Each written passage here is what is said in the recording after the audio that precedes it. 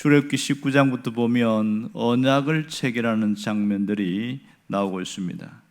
하나님께서 모세를 불러서 언약을 체결하겠다고 말씀하시고 그들을 사흘 동안 정결케 하신 이후에 시내산에서 언약이 친히 체결되는데 거기서 법을 선포하시지요. 그것이 20장부터 23장까지 이어지는 얘기입니다. 제일 첫머리에 십계명이 나오고 있습니다. 자, 십계명은 어떤 법입니까? 이것은 하나님이 다스리는 하나님의 백성들이 어떤 자인가를 보여주는 것이 이게 십계명인데요. 19장에 나온 것처럼 제사장 나라에 거룩한 하나님이 쓰시는 백성들이 되기 위해서는 이렇게 살아야 된다. 쉽게 말해서 신앙생활은 이렇게 된다. 이것이 십계명인 것을 알 수 있습니다.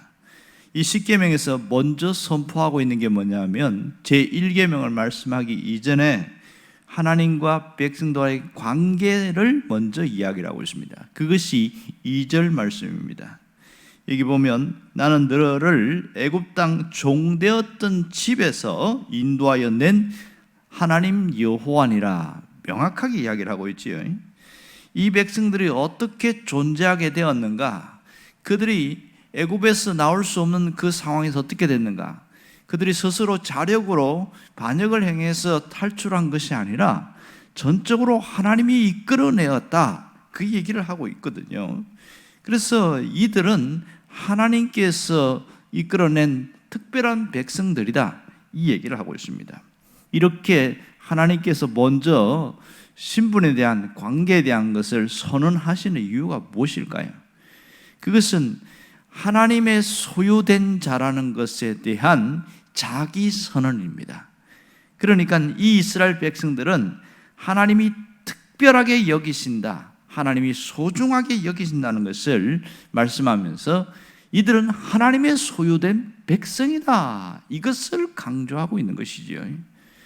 하나님께서 이렇게 말씀하신 이후에 첫 번째 주신 계명이 뭡니까? 그것이 3절이지요. 너는 나 외에는 다른 신들을 내게 두지 말라. 이렇게 하나님께서 가장 선언적으로 하는 것이 뭐냐면 독점적인 요구를 하고 있습니다. 여기서 몇 가지 의문점을 갖게 되는데요. 왜 하나님은 다른 신을 인정하지 않는 것인가? 이런 생각을 할 수가 있고요. 또 꼭 하나님이 스스로 이렇게 요구해야만 알아듣는가? 그런 의문점이 있고요. 그러면 다른 신을 두지 말라는 것은 하나님이 다른 신들을 인정하는 것인가? 이런 의문점을 갖게 되시죠. 자, 여기서 왜 다른 신을 두지 말라고 부정적으로 이야기를 하는 것인가? 이것도 우리의 하나의 의문점이 됩니다. 그렇다면 이 말씀에 담긴 의미가 무엇일까요? 이것은 하나님 외에는 다른 신이 없다는 확고한 선언입니다. 다른 신이 없다는 확고한 선언. 자, 여기서 하나님이 다른 신들에 대해서 언급을 한 것은 실제로 다른 신들이 존재한다는 것을 말하는 것이 아니라 인간이 만들어낸 우상들을 그렇게 표현한 겁니다. 히브리어 단어를 보면 확연하게 다르다는 것을 알 수가 있습니다. 여기 우상은 다른 신이 아닌 것을 분명하게 말씀하고 있습니다. 놀라운 특징은 여기서 이스라엘 전체를 한 사람처럼 그렇게 말합니다. 하나의 공동체로 이야기하고 있어요. 너는 이렇게 이야기합니다. 너는, 그러니까 한 사람만이 아니라 전체가 다 이것을 너는 이렇게 표현합니다. 이 단수로 표현하는 것은 이스라엘 공동체 전체를 하나의 인격체로 인정한다는 것을 말하고 있습니다. 그러면서 하나님은 스스로 유일하신 분임을 밝히셨는데요. 그것이 나 외에는 이렇게 이야기합니다. 나 외에는. 하나님이 자신을 소개할 때도 이거 유일한 분인 것을 밝힌 적이 있는데요. 모세가 사명을 받아서 출애굽시키는 그 일을 하기 전에 하나님에 대해서 물으면 뭐라고 이야기할까요? 이렇게 말합니다. 왜냐하면 그 당시 애굽에는 신들이 굉장히 많았거든요. 그러니 하나님을 이야기하면 여러 신들 중에 하나로 생각할 가능성이 많기 때문에 어떻게 말할까요? 그랬더니 하나님이 그때 유일하게 자신을 밝힙니다. 나는 스스로 있는 자라고 말을 해라. 이렇게 얘기합니다. 그 스스로 있는 그분이 직접 증명하신 게 뭡니까? 10가지 재앙과 홍해 사건이었습니다. 10가지 재앙은 하나님께서 특별히 이스라엘 백성을 보호한 사건이지만 거기에 애굽 사람들 전체가 믿는 자신들에 대한 심판의 요소가 강했고, 애굽 군대는 절대로 망하지 않는다고 했는데 그들이 홍해에서 수장된 걸 보면 그들의 신들도 무력한 존재라는 것을 분명하게 보여줍니다. 여기서 하나님만이 유일한 신이라는 것을 증명하신 것이지요. 그리고 이스라엘 백성들 안에는 어떠한 신들도 존재하면 안 된다. 사람이 만든 신이 있으면 안 된다. 그래서 다른 신들 외에 이렇게 다른 신들을 두지 말라, 그 얘기를 하고 있습니다. 자, 그러면 이스라엘 백성들이 존재하는 이유가 무엇입니까? 그들이 존재하는 이유는 하나님을 나타내기 위함입니다. 모든 생활과 예배와 모든 사건 속에서 하나님을 나타내는 것이 그들이 존재하는 이유라는 것을 알 수가 있습니다. 하나님이 유일하신 분이고 하나님만이 참 신인 것을 그들을 통하여 나타내기를 원하고 있는 것이죠. 그래서 분명하게 다른 신들에 대해서는 두지 말라는 금지 조항을 말씀하고 있습니다. 두지 말라 할 때에 이 말은 절대적으로 두면 안 된다. 그런 강한 이미지가 강합니다. 여기에서 왜 두지 말라 했냐면 그런 신을 두는 것은 오히려 그 신의 스스로 종이 되는 것이고 그 자체가 하나님을 떠나는 행위가 되기 때문에 그렇다, 이 얘기를 하고 있습니다. 자, 지금 이 말씀을 하신 것은 3500년이 훌쩍 더 된 그 시간을 알 수 있습니다. 그런데 지금 우리는 어떻게 살고 있는가? 우리 시대가 어떤 시대예요? 우리 시대를 종교다원주의 시대다, 이렇게 말합니다. 이 말은 신은 하나가 아니라 여러 수십 수백 가지가 된다고 생각하고 믿는 그런 시대를 살고 있다는 겁니다. 정말 많은 사람들이 다양한 신들이 존재한다는 것을 인정하라는 겁니다. 그래서 기독교, 불교, 유교, 천주교, 모든 신들, 저기 마호메까지 다 인정하라는 거예요. 그래서 종교 통합을 외치는 사람들은 자신들이 우리도 너희들의 신을 인정해 줄 테니까 너희도 인정해 줘, 이렇게 이야기합니다. 자, 여기서 다른 신이 존재하게 되어지면 신앙 자체가 무너진다는 겁니다. 밖에서 뭐라고 이야기하든지 너무 독선적이니 어떠니 하더라도 하나님이 말씀하신 대로 우리가 가야 되는 건 맞거든요. 왜냐하면 다른 신을 수용하는 그 순간부터 우리의 신앙이 무너지기 시작하고 세속과 욕망의 영들이 우리를 침입해서 신앙 자체가 완전히 무너짐이 하나님의 존재성, 우리 안에서 하나님의 존재성이 벌써 훼손되기 시작한다는 겁니다. 오늘 여기서 분명히 말씀하신 게 뭡니까? 다른 신은 있으면 안 되고 하나님만이 유일한 분이라는 것을 우리 삶 가운데 드러내고 살아야 된다는 겁니다. 내가 그걸 믿고 있지만 내가 믿는 그 신앙의 모습이 다른 사람들에게 보이지 않으면 아무런 영향력이 없다, 그 얘기를 하고 있는 것이죠. 자, 우리가 하나님을 향한 바른 신앙을 붙잡아야 될 것이 우리가 해야 할 일입니다. 그러니까 하나님을 섬기는 신앙이 참된 신앙인 것을 잘 우리가 붙들고 가야 됩니다. 세상에서는 그것을 많이 흔들고 있어요. 그걸 뭐라고 그러냐면 세속주의다, 이렇게 표현합니다. 세속주의라는 것은 자꾸 세상을 향해서 가고 세상의 것이 더 많아서 꼭 하나님만 그렇게 섬겨야 되느냐, 거기에서 반기를 드는 것이 세속주의입니다. 하나님이 요구하는 것은 하나님께만 향하고 하나님께만 집중하고 그래서 하나님을 갈망하는 그런 신앙인이 되기를 원하는 것이지요. 사람이 마음이 어디에 가 있느냐에 따라서 그 사람의 신앙이 드러나게 되어 있습니다. 마음이 가 있는 곳에 그 사람의 모든 정신도 함께 쏠려 있거든요. 그러니까 세상에 관심을 많이 가진 사람들은 세상에 그 사람이 속해 있다는 것을 알 수 있습니다. 물론 신앙생활은 열심히 할 수 있겠지만 그 정신과 모든 것은 세상 속에 있어서 하나님만이 유일한 분이라고 고백을 하지 않게 되는 거죠. 우리는 입으로는 절대적으로 하나님 유일한 분이라고 말합니다. 그러나 하나님이 요구하는 것은 이뿐만 아니라 너의 삶을 통해서 정말 하나님이 유일한 분인 것을 네 삶을 통해서 한번 표현해봐라, 그 얘기를 하고 있습니다. 어떻게 하면 됩니까? 우리의 삶의 태도를 바꾸라는 것이지요.